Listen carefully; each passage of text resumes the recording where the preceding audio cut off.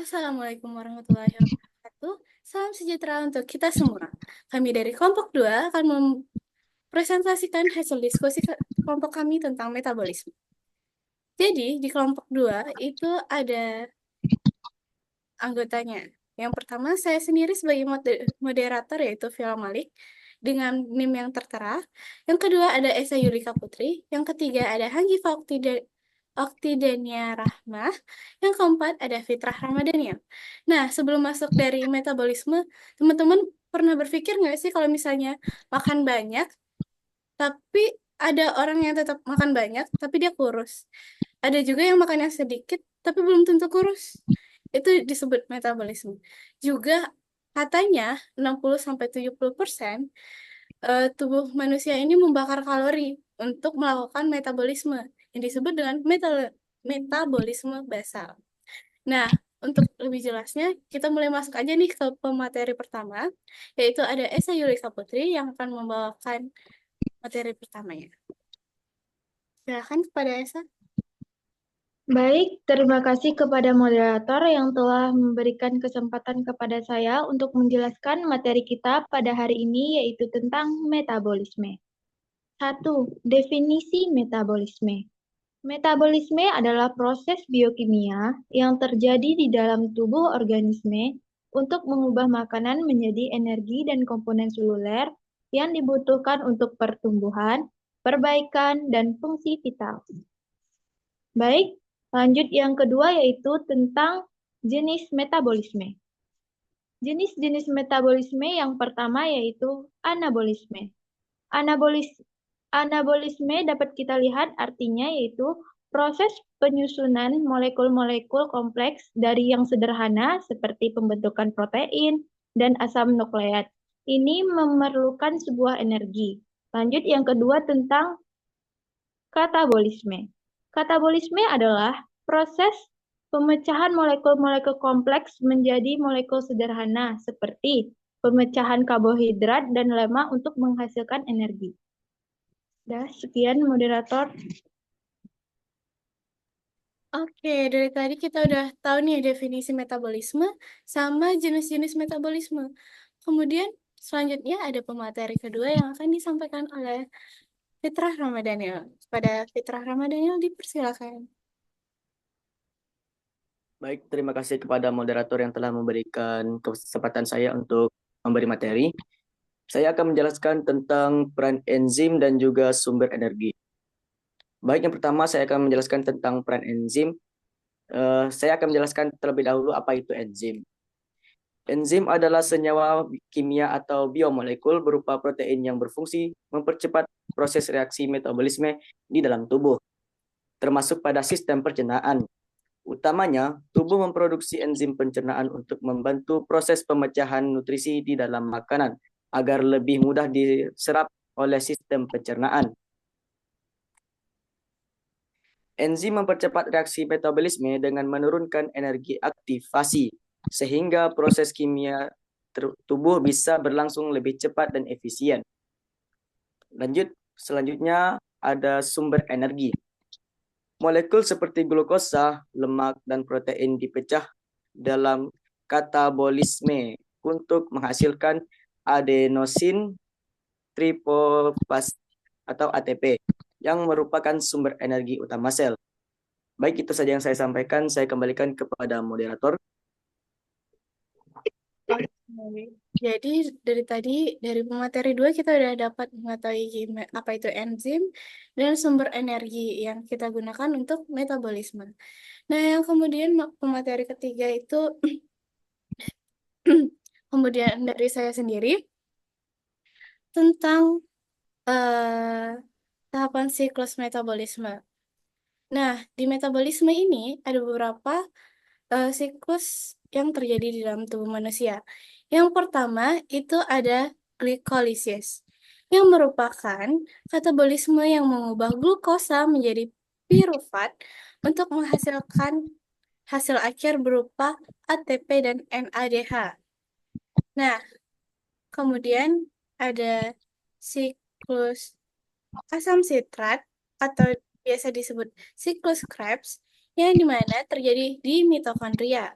Pirufat dari glikolisis diubah menjadi asetil-CoA yang kemudian masuk ke siklus Krebs untuk menghasilkan lebih banyak NADH, FADH2, dan ATP.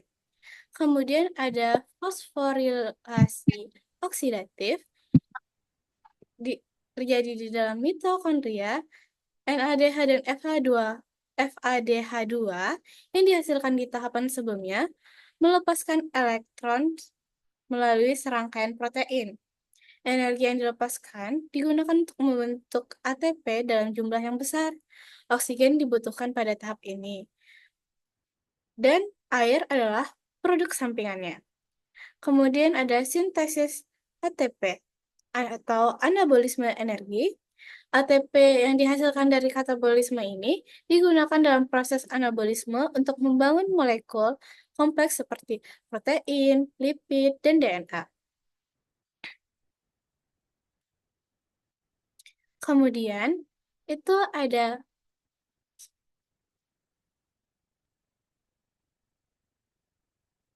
pengaruh eksternal metabolisme, yang dimana elemen di luar tubuh yang dapat mempengaruhi laju efisiensi metabolisme seseorang.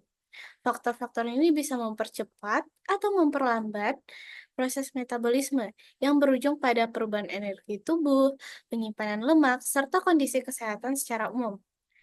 Nah, ini ada suhu lingkungan. Jika misalnya suhunya dingin, tubuh yang berada dalam lingkungan yang dingin itu, metabolismenya cenderung meningkat untuk mempertahankan suhu tubuh, dan berkebalikannya untuk di lingkungan suhu panas. Asupan makanan dan gizi juga menjadi faktor eksternal.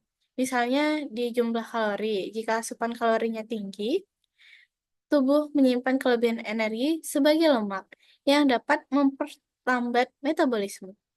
Ada juga jenis makanan juga mempengaruhi di asupan makanan dan gizi. Makanya, lebih banyak energi dibutuhkan untuk mencerna metabolisme protein dibanding karbohidrat dan lemak. Nah, yang ketiga itu ada aktivitas fisik. Terus ada stres dan faktor psikologis. Ada tidur, kurang tidur ataupun tidur berkualitas sangat mempengaruhi metabolisme. Paparan racun dan polutan, obat-obatan dan suplemen, cahaya matahari, usia dan perubahan hormonal. Kemudian kita masuk yang ketujuh, itu adalah hormon yang mengatur metabolisme. Nah, beberapa hormon yang masuk dalam mengatur metabolisme itu diantaranya ada hormon tiroid, yang dimana hormon tiroid yaitu tiroksin T4 dan tripodotiranin T3 diproduksi oleh kelenjar tiroid. Hormon ini mengatur laju metabolisme basal tubuh, penggunaan lemak dan karbohidrat, suhu tubuh, dan denyut jantung. Kemudian ada hormon insulin mengatur metabolisme glukosa substrat lainnya. Insulin juga memodulasi biologi sel-sel tertentu di berbagai jaringan. Kemudian ada hormon estrogen berpengaruh pada metabolisme seperti asupan makanan, sensitivitas insulin, berat badan, komposisi tubuh, peradangan, dan pemecahan lemak. Kemudian ada hormon paratiroid yang dilepaskan oleh kelenjar paratiroid yang terletak di setiap sisi kelenjar tiroid. Hormon ini mengatur kadar kalsium dalam darah dan metabolisme tulang. Hormon seperti insulin, glukagon, dan tiroid mempengaruhi bagaimana tubuh metabolisme. Sebenarnya masih banyak nih hormon-hormon pengatur di metabolisme. Mungkin teman-teman juga bisa searching-searching di Google apa saja hormon yang mengatur metabolisme kita. Kemudian untuk pemateri selanjutnya ada Hanggi Fada Oktidania Rahma.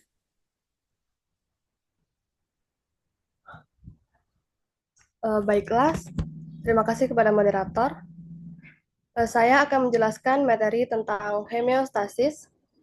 Homeostasis metabolisme adalah proses pengaturan kebutuhan energi seluler yang dilakukan melalui reaksi mendekati keseimbangan. Reaksi tersebut mengatur jalur produksi ATP yang diwakili oleh fosforilasi oksidatif dan glikolisis.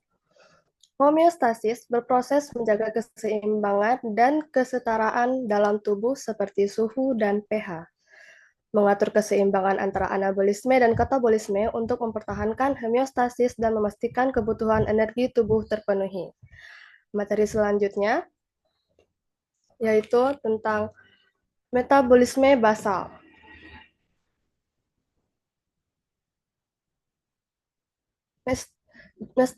Metabolisme basal adalah jumlah kalori maksimum yang dibutuhkan tubuh untuk berfungsi saat istirahat. Jumlah kalori yang dibutuhkan oleh tubuh ini untuk menjalankan fungsi dasar seperti pernafasan, sirkulasi darah, pencernaan, dan berbagai kegiatan di dalam tubuh. Metabolisme basal dipengaruhi oleh beberapa faktor seperti massa otot, penurunan berat badan yang cepat, dan pembatasan kalori yang agresif dapat menurunkan metabolisme basal. Hipotiroidisme menyebabkan metabolisme basal berkurang hingga 40% dan meningkat hingga 50%. Nilai metabolisme basal yang dapat memenuhi kebutuhan energi tubuh yaitu sekitar 60-70%. Materi selanjutnya tentang gangguan metabolisme.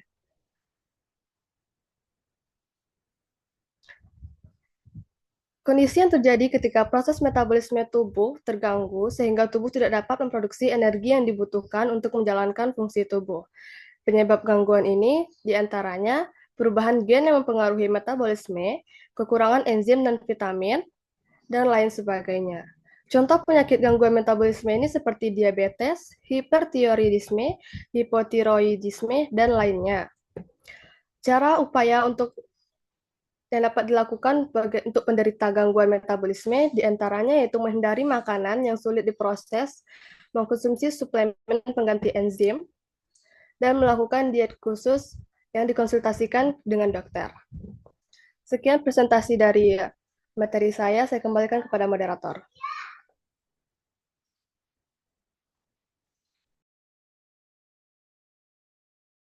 Oke, dari tadi itu dari pemateri yang keempat ya, kita udah tahu tuh gimana apa saja gangguan metabolisme dan berikut materi-materi sebelumnya. Nah, jadi kita dapat simpulkan kalau metabolisme itu kunci dari kesehatan tubuh kita. Dari tadi teman-teman udah dengar nih gimana apa saja pengaruh metabolisme, gimana siklusnya. Berarti teman-teman juga harus mengetahui gimana cara menjaganya karena tadi udah disebutkan faktor-faktornya. Menjaga kesehatan tubuh dengan menjaga metabolisme tubuh kita. Jadi sekian dari presentasi kelompok 2. Kami akhiri dengan Wassalamualaikum warahmatullahi wabarakatuh.